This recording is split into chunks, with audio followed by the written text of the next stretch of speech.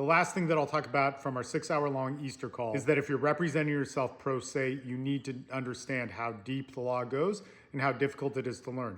Not only should you watch your court cases, but you need to understand how the laws that you're reading about online, that you're studying, how they're argued in real time with your judge. So lawyers that are actively working within your county, you should be talking to them. If there's certain laws in the books that are in violation of what your ex is doing, you want to understand how those are argued rather than showing up in court and saying, look, judge, here it is. Now, whether you agree with it or not, that judge is not going to listen to somebody who is really arrogant or whatever. That judge is going to listen to and rule upon that law if they're being talked to how they're normally talked to about that law and how that's argued. The other thing too is you're also going to find out that sometimes these laws are ignored. So if that's the case, you don't just go, man, there's no justice, F it, screw it, let me get online and talk a bunch of trash. You need to start talking with different lawyers, going and watching courts and seeing how people get around that. So if they're ruling against something with parental alienation, even if it is referenced in the laws, or parental interference, somehow sabotaging a relationship with a child,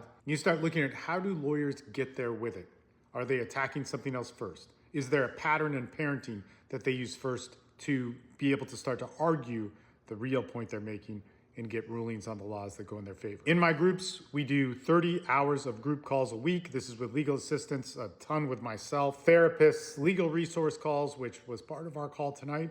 Believe it or not, we even have outreach programs where we work with guys who are incarcerated and we've looked at their cases and it's like, man, these are false accusations. There's a lot that we do.